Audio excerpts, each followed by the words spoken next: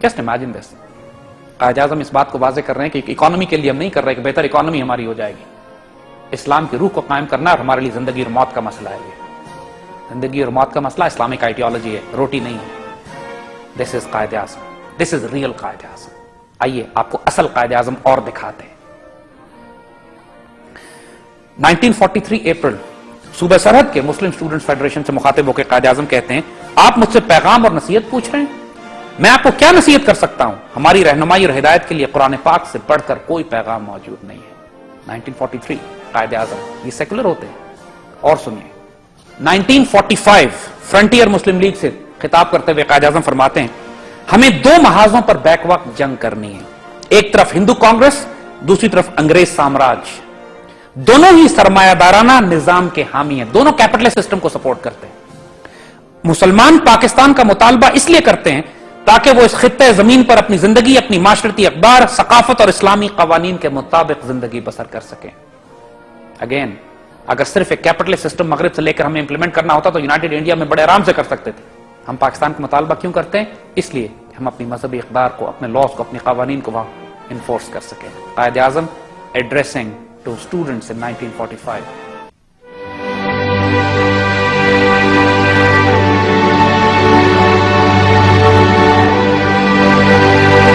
इसी तरह 1945 में ईद के मौके पर कौम को पैगाम में कायद आज़म फरमाते हैं, हर मुसलमान को याद रखना चाहिए कि कुरान सिर्फ मजहबी और इखलाकी तालीमात तक महदूद नहीं है। जाहिलों के अलावा बाकी हर एक इस बात से आशना है कि कुरान एक मुकम्मल ज़ाब्ता हयात है। कुरान मजहबी, समाजी, सिविल, तिजारती, अस्करी, अदालती नीज हर पहलू इंसान की रहनुमाई करता है। यह मजहबी फराइज से लेकर रोजमर्रा जिंदगी, जाहिरी और बातनी, इज्तिमाई इंफरादी हकूक, इखलाकियात और जुर्म और दुनियावी और आखिरवी जिंदगी तक तमाम मामलात का हल देता है। हमारे नबी सल्लल्लाहु अलैहि वसल्लम ने हमें इस बात की तलकीन की है कि हर मुसलमान को अपने साथ कुरान पाक का नुस्खा रखना चाहिए कि खुद इसको समझे। इसलिए इस्लाम को सिर्फ रूहानी और मजहबी फराइज और नजरियात और मामलात तक कतई महदूद न रखें। इस्लाम एक मुकम्मल ज़ाब्ता हयात है जो इंसानी जिंदगी के हर पहलू का अहाता करता है। यह बात कोई सेकुलर करेगा? 1945 ईद के पैगाम में कायद आज़म अपना डिसाइसिव रोल मॉडल कुरान और सुन्नत और रसूलुल्लाह सल्लल्लाहु अलैहि वसल्लम को फरमा रहे हैं और उम्मत को नसीहत कर रहे हैं कि कुरान अपने हाथ में रखो और अपनी जिंदगी की रहनुमाई इससे लो। और हर पहलू पे, ये नहीं कि तुम्हारा जाती मामला है, लेकिन तुम्हारी जाहिरी, बातनी, तुम्हारे सियासी, तुम्हारे मजहबी, तुम्हारी अस्करी, तुम्हारी माशी, माशरती, हर पहलू पे कुरान हावी होना चाहिए। ये है कायद आज़म। आइए आपको और दिखाते हैं। 1945 में कायद आज़म ने एक बहुत खूबसूरत खुतबा दिया। लोग ये एतराज करते हैं और आज भी एतराज करते हैं कि आजादी हमने सिर्फ इसलिए हासिल की थी कि चलो अपनी अंग्रेजों से बच जाएंगे, वही बात, जो इकोनॉमिक प्रॉब्लम्स हमें उससे हम दूर हो जाएंगे। मगर आजादी का मफहूम क्या है? क्यों आजादी हम क्यों लेना चाहते हैं? कायद आज़म ने इस सारे एतराजात का डिसाइसिवली जवाब दिया इस खूबसूरत जुमले में। फरमाते हैं, पाकिस्तान के मुतालबे का मकसद महज आजादी या खुद मुख्तारी का हुसूल नहीं है। देखिए, बहुत इंपॉर्टेंट बात है। हम पाकिस्तान इसलिए नहीं ले रहे कि सिर्फ हम आजाद हो जाएंगे, इंडिपेंडेंट हो जाएंगे, ऑटोनमस हो जाएंगे। उसकी कोई वजह है।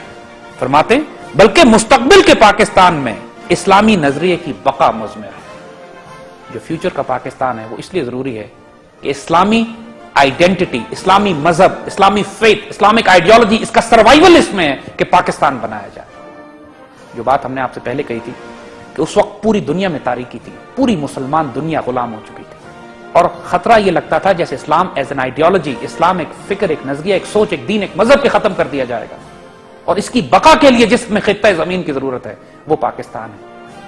और कायद आज़म यहां पर एग्जैक्टली यही फरमा रहे हैं कि हमने आजादी, इंडिपेंडेंस बजाते खुद आजादी लेने के लिए ये नहीं किया कि हम आजादी लेके एक सेकुलर मुल्क बन जाएं, आजादी लेके हम सोशलिस्ट, कम्युनिस्ट, कैपिटलिस्ट मुल्क बन जाएं। फरमाते हैं कि हमने आजादी इसलिए ली है कि इसमें दीन की बका इसी में है। इस्लाम खतरे में पड़ा हुआ है अगर हम पाकिस्तान नहीं बनाया हमने तो। एक ऐसा नजरिया जो हमारे लिए एक नेमत है और हमें उम्मीद है कि बाकी लोग भी इससे इस्तेफादा हासिल करेंगे। और फिर 1946 में इस्लामिया कॉलेज पेशावर में फरमाते हैं कि हम पाकिस्तान का मुतालबा इसलिए करते हैं कि इस्लाम की तजुर्बा गाह कायम कर सके। We want to make it a laboratory for इस्लाम। वहां पे इस्लामिक मॉडल, इस्लामिक सिस्टम कायम करके दिखाएं ताकि दुनिया को पता लगे कि इस्लाम as a living role model, एक living political socio economic system किस तरह का होता है। ये कोई सेकुलर आदमी ये बात करेगा? इसी तरह 1943 اس میں اسماعیل کالج بامبے کے اسٹوڈنٹس کو خطاب کرتے ہوئے قائد اعظم فرماتے ہیں کہ ہم اس بات کا عہد کرتے ہیں اور گارنٹی دیتے ہیں کہ ہم اقلیتوں کے ساتھ ایک انتہائی تہذیب یافتہ حکومت جیسا مناسب رویہ رکھیں گے، بلکہ اس سے بھی بہتر وہ رویہ رکھیں گے جو قرآن میں اقلیتوں کے بارے میں دیا گیا ہے. یعنی جو ماڈرن ورلڈ آج ہمیں ہیومن رائٹ سکھاتی ہے، ہم یہ گارنٹی دیتے ہیں کہ اس سے بہتر ہم ہیومن رائٹس دیں گے اقلیتوں کو، مائنورٹیز کو، کیونکہ ہم اپنی گائیڈنس قرآن سے لیں گے. یہ قائد اعظم فرما رہے ہیں 1943 میں. اگین کیا یہ سیکولر آدمی ایسی بات کرے گا؟ ایک اور موقع پہ قائد اعظم پاکستان کے بارے میں فرماتے ہیں کہ پاکستان ایک ابھرتی ہوئی طاقت اور دنیا میں 5ویں بڑی اسلامی طاقت ہے. پاکستان کو ایک اسلامک پاور کہا ہے آپ نے. اور اسی طرح ڈان اخبار میں 1944 میں قائد اعظم کا ایک انٹرویو پبلش ہوا جس میں ایک امریکن کورسپونڈنٹ نے ان سے پوچھا کہ پاکستان کا نظریہ کس نے دیا ہے. قائد اعظم فرماتے ہیں جب سے پوچھا گیا کہ پاکستان کا نظریہ کس نے دیا ہے، قائد اعظم نے فرمایا ہر مسلمان نے. پھر قائد سے پوچھا گیا کہ اب سوال یہ ہے کہ پاکستان کو کس طرح حاصل کیا جائے، تو قائد اعظم نے بڑی کانفیڈنس سے فرمایا کہ ہم پاکستان کے لیے کوئی بھیک نہیں مانگ رہے اور صرف دعائیں نہیں کر رہے، بلکہ پاکستان کے حصول کے لیے اللہ پر کامل یقین کے ساتھ ہم کام کر رہے ہیں اور انشاءاللہ پاکستان ہمارے ہاتھوں میں، یعنی Pakistan is within our reach, we can grab it.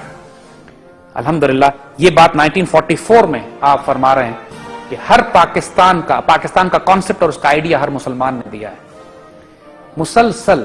اور یہ ہم نے صرف چند مثالیں آپ کو دی ہیں. اس طرح کی ہزاروں مثالیں موجود ہیں کہ جہاں قائد اعظم اور ان کے رفقا، ان کے ساتھی، ان کے کولیگز پاکستان بننے سے پہلے مسلسل دنیا کے آگے یہ پروجیکٹ کر رہے ہیں اور بتا رہے ہیں اور فرملی بلیو کر رہے ہیں. اور قائد اعظم سے یہ کہنا نعوذ باللہ کہ وہ صرف جھوٹ بولنے کے لیے، دھوکہ دینے کے لیے ساری باتیں کر رہے ہوں گے تاکہ لوگوں کو ساتھ ملا لیا جائے، اور اصل مقصد ان کا کچھ اور تھا کہ پاکستان بنانے کے بعد اس کو سیکولر ریاست بنائیں گے. ایسی بات کرنے والے بدبخت ہیں، ایسی بات کرنے والے جو اپنے آپ کو آپ کے ماڈرن دانشور کہتے ہیں، وہ غدار ہیں ملک و ملت اور قوم کے. ان کے چہرے اور شکلیں پہچان لیجئے. اسی طرح ایک انٹرویو دیتے ہوئے قائد اعظم یہ فرماتے ہیں کہ میرا ایمان ہے کہ قرآن و سنت کے زندہ جاوید قانون پر مبنی ریاست پاکستان دنیا کی بہترین اور مثالی ریاست ہوگی. ان الفاظ کو یاد کی دیکھیے خواتین و حضرات، اتنے پاورفل، اتنے سٹننگ الفاظ ہیں یہ. میرا ایمان ہے کہ قرآن و سنت کے زندہ جاوید قانون پر مبنی ریاست پاکستان دنیا کی بہترین اور مثالی ریاست ہوگی. میں کسی ازم پر یقین نہیں رکھتا، میں اسلام کے کامل نظام زندگی پر ایمان رکھتا ہوں. مجھے اقبال سے پورا اتفاق ہے کہ دنیا کے تمام مسائل کا حل اسلام سے بہتر کہیں نہیں مل سکتا. مجھے اقبال سے پورا اتفاق ہے. انشاءاللہ پاکستان کے نظام حکومت کی بنیاد لا الہ الا اللہ پر ہے اور یہ ایک فلاحی مثالی ریاست ہوگی. پاکستان میں کمیونزم یا سرمایہ نظام یعنی کیپٹلزم کی کوئی جگہ نہیں ہے. لوگ کہتے ہیں کہ اگر پاکستان قائم ہو گیا تو چند دن بھی قائم نہیں رہ سکے گا، لیکن مجھے پختہ یقین ہے کہ خداوند کریم اسے ہمیشہ قائم و دائم رکھے گا. قائد اعظم کا یہ انٹرویو ڈاکٹر سید بدر الدین کے حوالے سے 1970 کے چٹان میں شائع ہوا ہے.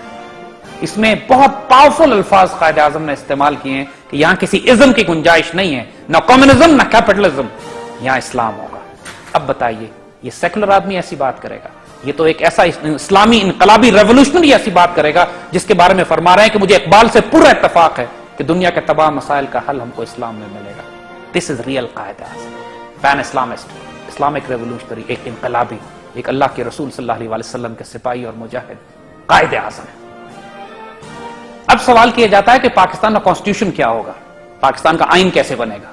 یہ سوال قائد اعظم سے بھی کیا گیا تھا. آج ہم آئین کے مختلف قسم کے ہیلے بہانوں میں پھنسے ہوئے ہیں، خرافات مچی ہوئی ہے آئین کے نام پر کہ آئین میں کیا ہونا چاہیے اور کیا نہیں ہونا چاہیے، اور سود اور ربا اور کفر اور سود کا نظام جو دنیا میں قائم ہے، جو پاکستان میں مسلط ہے. ابھی تک جوڈیشری فیصلہ نہیں کر پائی کہ پاکستان میں سود اور ربا کا نظام ختم کرنا ہے یا نہیں کرنا. کنفیوژن مچائی ہوئی ہے. کیا قائد اعظم کو یہ کنفیوژن تھی؟ آئیے قائد اعظم سے پوچھتے ہیں.